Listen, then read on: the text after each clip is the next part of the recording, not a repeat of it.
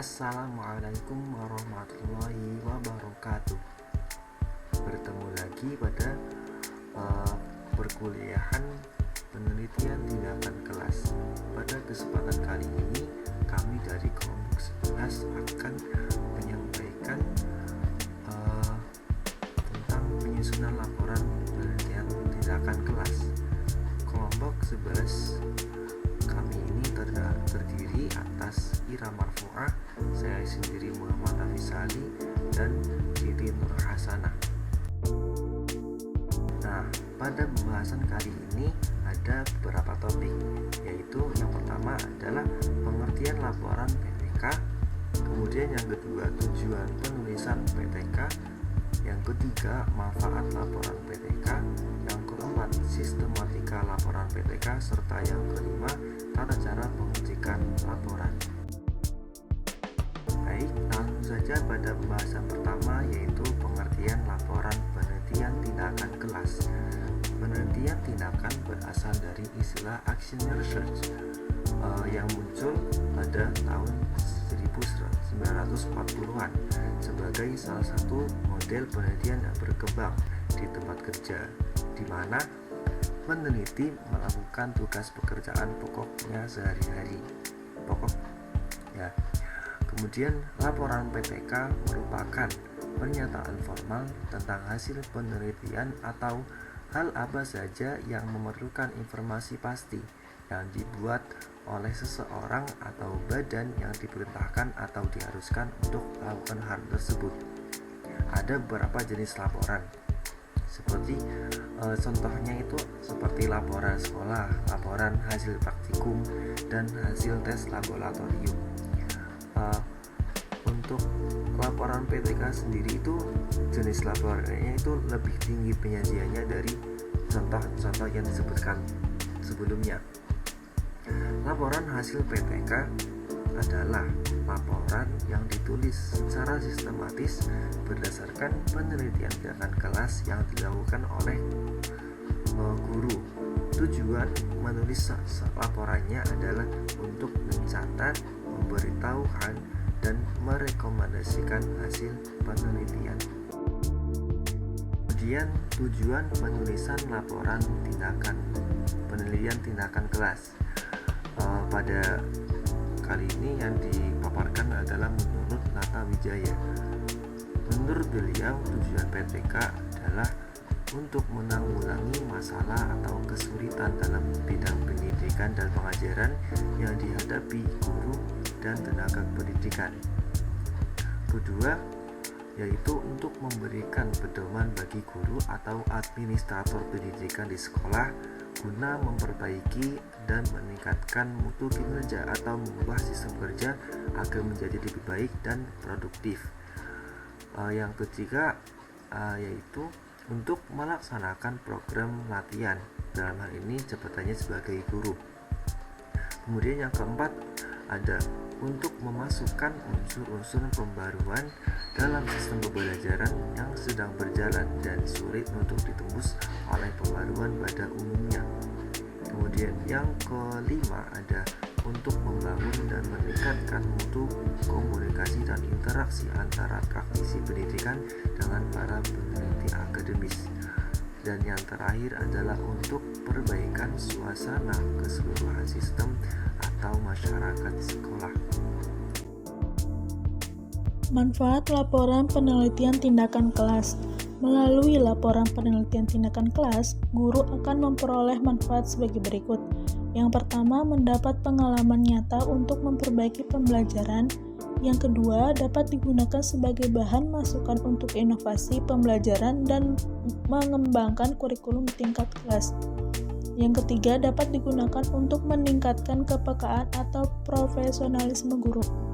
Yang keempat, guru berperan aktif menyumbangkan pengetahuan dan keterampilan sendiri. Di samping memberikan manfaat pada guru sebagai perencana dan pelaksana kegiatan pembelajaran di kelasnya, laporan PTK juga memberikan manfaat bagi guru lain, maupun bagi masyarakat luas yang memerlukan informasi dan pengalaman guna perbaikan pembelajaran. Bahkan, manfaat yang lebih besar adalah untuk penyebaran dan pengembangan kemajuan dunia ilmu pengetahuan dan teknologi. Dengan demikian, melalui laporan penelitian, masyarakat luas akan memperoleh pengetahuan tentang hasil penelitian. Selanjutnya yaitu tentang sistematika laporan penelitian tindakan kelas. Sistematika laporan penelitian adalah pengaturan isi laporan penelitian berdasarkan komponen-komponen dan urutannya, sehingga laporan tersebut membentuk satu kesatuan yang utuh. Sampai saat ini, telah banyak sekali format sistematika laporan yang dapat digunakan sebagai panduan dalam menulis laporan hasil penelitian. Semua format sistematika laporan pada dasarnya mempunyai cakupan yang hampir sama. Perbedaannya hanya terletak pada susunan atau urutan penyajian, penekanan materi yang dilaporkan, dan perlu tidaknya suatu bagian dipaparkan kepada para pembaca. Sistem laporan hasil PTK pada umumnya tidak jauh berbeda dari laporan penelitian formal. Laporan hasil PTK terdiri dari 3 bagian, yaitu awal, pokok atau isi, dan akhir.